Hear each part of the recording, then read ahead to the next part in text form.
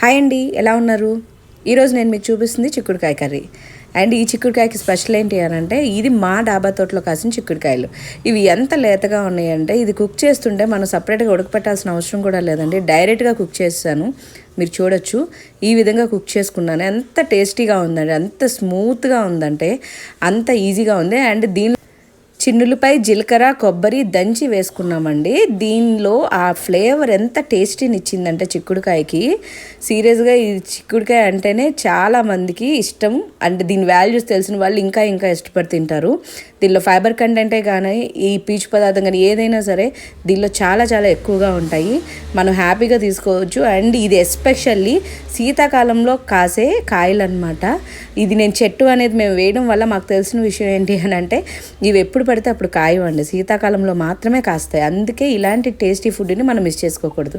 నా ఛానల్ చూసిన వాళ్ళందరికీ థ్యాంక్